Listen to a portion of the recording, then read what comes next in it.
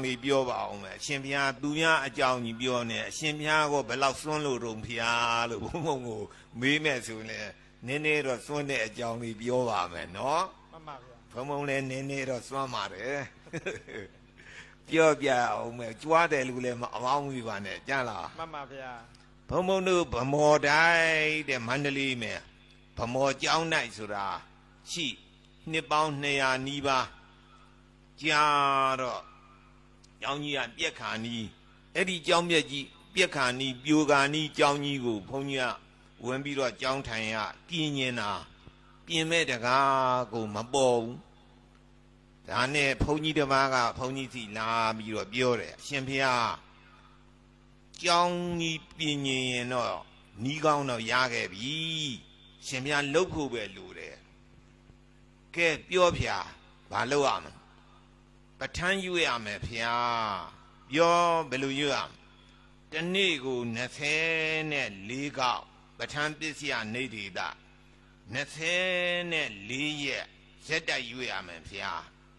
一路越来越新，先边的讲呀么，的讲呢么今那不说呢，他越不偏了标，先边哎啦，要当家啦，面部的啦，လက်对啦喽，假如话没记的。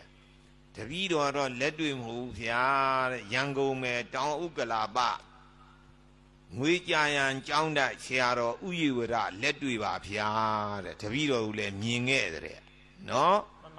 ငွေကြရန်ကျောင်းတိုက်ဆိုတာကြားဘူးလားကြားဘူးပါတယ်ဗျာအေးတောင်ဥက္ကလာပအဲ့ဒီမိုးကောင်းဖျားနာလေးမယ်အဲ့ဒီငွေကြရန်ဆရာတော်ကြီးဗျာတဲ့တနေ့ကို24ကောက်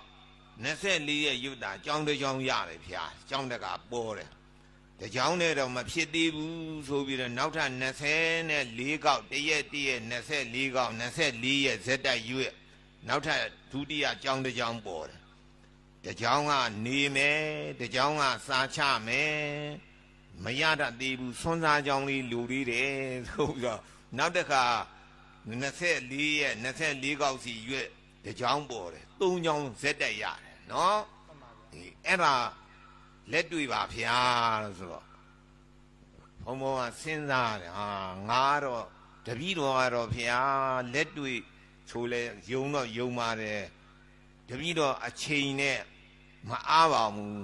တနေ့တစ်ခေါက်တော့ရွတ်မယ်ဗျာလို့ဘုံဘုံကတနေ့တစ်ခေါက်ပဋ္ဌာန်းရွတ်ပါတယ်တနေ့တစ်ခေါက်ပဋ္ဌာန်းရွတ်တာ9နှစ်ကျော်ပါတယ်ကျောင်းတက်ကတရားမှမပေါ်ဘူးနော်စိတ်မပြတ်ပါဘူး။ဩ तू က24ရက်24ကောက်ပြောတာငါတစ်ခေါက်ရွတ်တာကိုလို့ပဲအဲ့လိုပဲထား။နောက်ဘုံဘုံတို့ဗမောတိုင်နာလေးမယ်။ဗမောတိုင်နာလေးမယ်။မဟာဗောဓိကမ္မထန်တိုင်ဆိုတာရှိဆရာတက်ကြီးရဲ့ကမ္မထန်နီးပေါ့။အဲ့ဒီကျောင်းတိုက်ကသီလရင်ကြီးဒေါ်စိတ်တရာတဲ့။ဒေါ်စိတ်တရာကဘုံဘုံစီဆွမ်းလာပင့်တယ်ဘယ်နေ့ဘယ်ရက်ဆွမ်းစားကြွပါဗျာနေဆွမ်းစားဘယ်နှပါအဲ့လိုပြင်းတယ်ကောင်းပါဗျာဒေါ်စိတ်တရာထားတယ်ခင်ဗျာ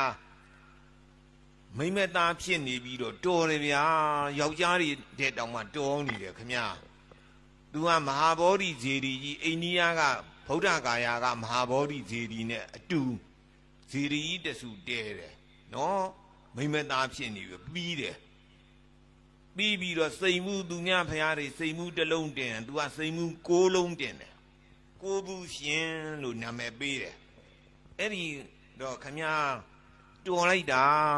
ဖရားကြီးလည်းပြီးအောင်တီးနိုင်တယ်စိတ်မှုလည်း6လုံးတင်နိုင်တယ်နှစ်စဉ်လည်းဖရားပွဲကြီးကျင်းပပူဇော်တယ်အဲ့ဒီတော့ခမညာနီးကောင်းလမ်းကောင်းလေးရှိရင်ကျုပ်ပေးသားမှာဗျာကျုပ်မဲ့ဟိုဟောဒီကြောင်းကြီးပြင်းရင်းနေတာမပြင်းနိုင်လို့ပြောတာတပည့်တော်မကပဋ္ဌာန်းရွတ်ပြီးတော့ဒီဖျားကြီးတည်တာတဲ့သူကပြောတယ်ကျုပ်လည်းပဋ္ဌာန်းရွတ်ပါဗျာ9နှစ်ကိုရှိပေါ့9နှစ်ကိုခုနည်းနည်းကြောလာပြီကျောင်းတကာကိုမပေါ်ဘူးကျုပ်ကျောင်းကြီးပြင်းနေတာအရှင်ဘုရားပဋ္ဌာန်းရွတ်တာကစံချိန်မကိုက်လို့တဲ့နော်ခင်ဗျာပဋ္ဌာန်းရွတ်နာစံချိန်ကြိုက်တယ်လို့ရှိသေးလားလို့ဘုံဘုံကမေးရရှိသေးတယ်ဗျာက ကဲပြောသားမှစံချိန်ကြိုက်အောင်ဘယ်လိုရွတ်ရတော့ကုတရားနာပရိသတ်တေလည်းမှတ်ထားနော်စံချိန်ကြိုက်အောင်ပဋ္ဌာန်းရွတ်နီးအဲ့ဒါလူတဲ့ဥစ္စာပြီးအထူးသဖြင့်ကြောင်းကောင်းကန်းကောင်းအိမ်ကောင်းတိုက်ကောင်းမော်တော်ကားကောင်းကောင်းစီးရပြီလို့သာမှတ်ပြီးတော့ပဋ္ဌာန်းရွတ်ပြီဆိုရင်နော်ရှင်မြတ်ကိုရှိလူလားဗျာဆိုရှိပါဗျာကြောင်းကြီးလည်းရှိ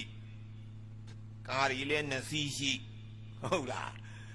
ဘုံမောကျွမ်းတယ်လို့မအောင်မိပါတယ်ကြလားပဋ္ဌာန်းရွတ်စေခြင်းလို့ပြောတာပါနော်အေးကဲဗမာကြီးတော်စိတ်တရာခမပဋ္ဌာန်းရွတ်ဒီစံញိတ်ကဲအောင်ရွတ်ဒီပြောသမ်းညာဆိုတော့တဏ္ဏမအနေနဲ့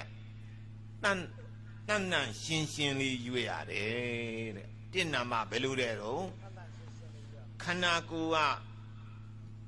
နန်းစော်မနေစီရဘူးဗျာမျက်နှာတစ်လိုက်လက်တွေချီတွေဆေးလိုက်သိပ်ပြီးတော့မှနန်းစော်နေတယ်ဆိုရေချိုးပလိုက်အောင်သင်္ကန်းလည်းပဲညှင့်ပတ်နေတဲ့သင်္ကန်းမဝတ်နဲ့ဗျာတဲ့သူကပြောတယ်ဘာဖြစ်လို့တော့ဗျာခမရနဲ့ဒီခန္ဓာကိုယ်အပုတ်ကောင်ကြီးပဲပုတ်မှာပေါ့နာမှာပေါ့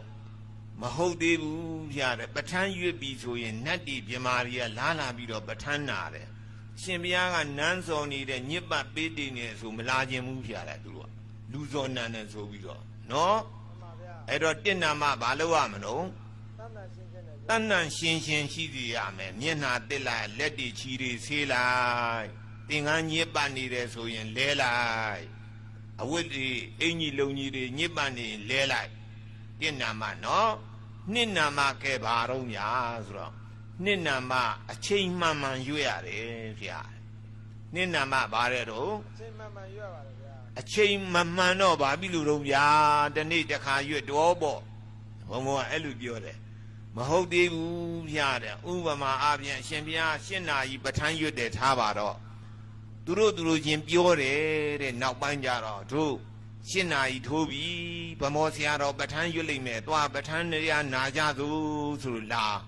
ဒီကြတော့အရှင်မြတ်ပဋ္ဌာန်းမရွတ်ဟိုလုတ်ဒီလုတ်လျှောက်လုတ်နေတယ်ဆိုရင်စိတ်တူပြန်သွားကြတာတဲ့ဟုတ်ကလားအဲ့ဒါကြောင့်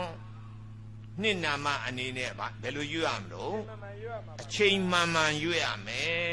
ကဲကောင်းပြီဗျာလို့အချိန်မှန်ရွတ်မယ်သုံးနာမကဘာတော့သုံးနာမကတီဗီနာလာလေးကျေလေးရွတ်ရတယ်တဲ့အရှင်ဘုရားကဟေတုပစ္စယောအရမဏပစ္စယောအဓိပတိပစ္စယောနဲ့ဒီလိုလေးစီမံမှန်းတဲ့လိုလေးလုပ်နေတယ်သူတို့ကမကြားဘူးဗျာနော်ဘယ်လိုရွတ်ရမလဲတော့ကျေလေးပြီးနာတာလေးရွတ်တဲ့ကဲကျုပ်ရွတ်ပြမယ်ဗျာဆိုဟေတုပစ္စယောအရမဏပစ္စယောအဓိပတိပစ္စယောအနန္တရပစ္စယောကြိုက်ကလားကြိုက်တယ်ဗျာအဲ့လိုရင်ကောင်းတယ်တဲ့သူကအဲ့တော့သုံးနာမကပြီးနာတာကျဲရွတ်လေးနာမကခြီသေးလားဗျာဆိုလေးနာမကြတော့ပြီးဆိုရင်ပဋ္ဌာန်းတရားနာတဲ့နတ်ဒီပြမာတွေအမျှဝေပါဤဖေဟာ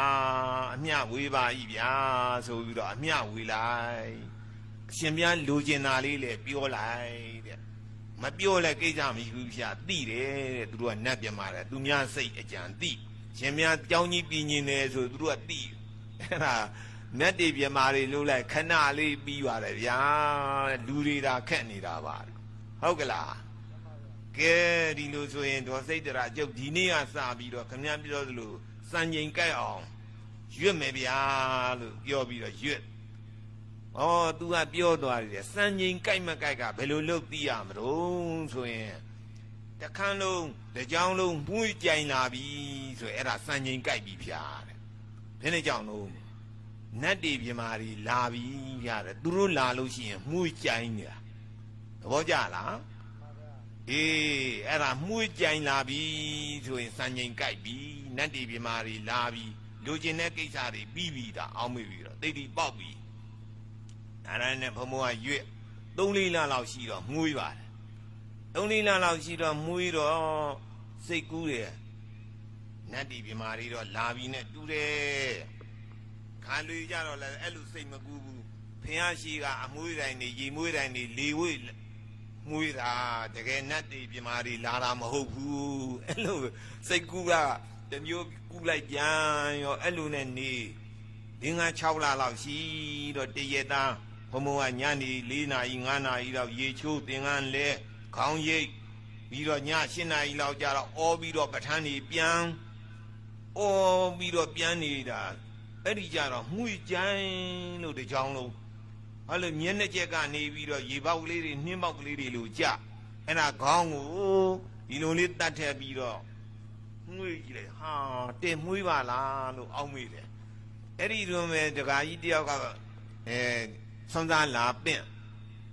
ဆရာတော်ဖျားနဲ့သူကအောက်ထပ်ကနေပြီးတော့အပေါ်တက်တက်လာဒကာကြီးလားဘာလို့ကိစ္စပြောဆွမ်းစားပင့်ပါတယ်ဘယ်နေ့ဘယ်ရက်ညဖြင်ကဘယ်နှနာကြီးဘယ်နှပါပေါ့ကဲကောင်းပြီဒကာကြီးပြန်ကြုတ်ပဋ္ဌာန်းရွတ်နေတယ်ဗျာဆိုဆရာတော်ကြောင်းကမှုီးလာကြီးလားဖျားတယ်သူကပြောတယ်တကြောင်လုံးရေဝေးတွေဖြန်းထားသလားဖျားမဖြန်းပါဘူးဗျာဒကာကြီးမဖြန်းရင်ဆရာတော်ကြည်အောင်ဗျာရေမွေးပလင်းလဲပြီတဲ့သူကစိတ်ကူးနေပြောတယ်သူကကျုပ်ကြောင့်ရေမွေးပလင်းကိုမရှိပါဘူးဒကာကြီးဟာလို့မွေးလိုက်တာဖျားတဲ့သူကပြောပြီးတော့ဆင်းသွားတယ်ဆရာတော်ကလည်းအထူးမပြောပါဘူးသူပြောရင်ရှင်းပြနေအောင်မှဆိုတော့ကဲဒီတတိုင်းမဲ့ထားလိုက်ဆိုတော့ဆရာတော်ကတော့သဘောပေါက်ပြီပေါ့ငါတယောက်တည်းမွေးတာမဟုတ်ဘူးသူများလည်းမွေးတာဆိုတော့နတ်တီပြမာတွေလာတာဟုတ်တယ်နဲ့တူတယ်လို့အောင်းမေ့အဲ့ဒီနေ့ကစားပြီးတော့ဘုံတွေကြီးပါတယ်ဗျာနော်မိုးကုတ်ကတကားလေးလာကြောင်းလေးဆောက်ကြောင်းလေးပြင်းဘုံမို့လည်းဆောက်တကားတယောက်ကပြီးတော့ကြတော့ကောင်းမိတ်ဆိုတဲ့ကားတွေလှူအဲ့ဒါလိုလှူတယ်စားစရာတောက်စရာတွေပေါ်တယ်ဘုံကြီးလာတာပေါ့ကျောင်းကြီးကလည်းပြင်ရင်တော့ဘယ်လိုဖြစ်လာတော့ဆိုတော့ကျောင်းကြီးပြင်မှုကအကျောင်းကတိုက်ဆိုင်လာပုံကမင်းကွန်တိပိဋကဆရာတော်ကြီးဦးစိတ်တာဆိုတာကြားဘူးတယ်မဟုတ်လားဘုံတို့ရဲ့ဆရာကြီးဘုံကအဲ့ဒီသွားပြီးတော့ပိဋက3 ပုံပြန်တဲ့ပုဂ္ဂိုလ်တွေစာ9 နှစ်ခွဲချပေးပါတယ်ဘုံတပည့်ပဲတိပိဋကတရအောင်တာ9 ပါးရှိပါတယ်နော်ဘုံချပေးလို့အဲ့ဒါလို့တိပိဋကဆရာတော်ကြီးတစ်ချိန်တော့နေမကောင်းကိုဦးတန်းရွှေတို့ဝကျုပ်ခင်ညွန်းတို့ဦးမောင်အေးတို့ပင့်ပြီးတော့ရန်ကုန်ပင့်ဆေးကုပေးပါတယ်ပျောက်သွားတော့ဆရာတော်ကြီးကဘယ်လိုအမိန့်ရှိရုံဆိုတော့ဆရာတော်ကိုအမှတ်ရလို့ပေါ့မန္တလေးဗမော်တိုက်ကြီးတော်တော်ပြက်နေပြီတခါကြီးတို့ပြင်လိုက်ကြလို့ပြောတယ်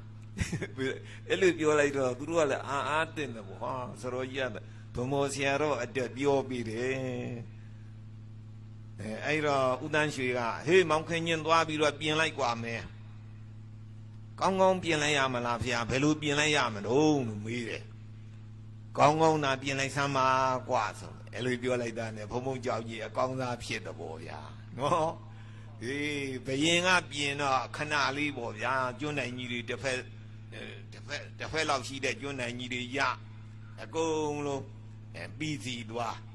အဲ့တော့ဘုံပြောလို့ရင်ကပဋ္ဌာန်းတရား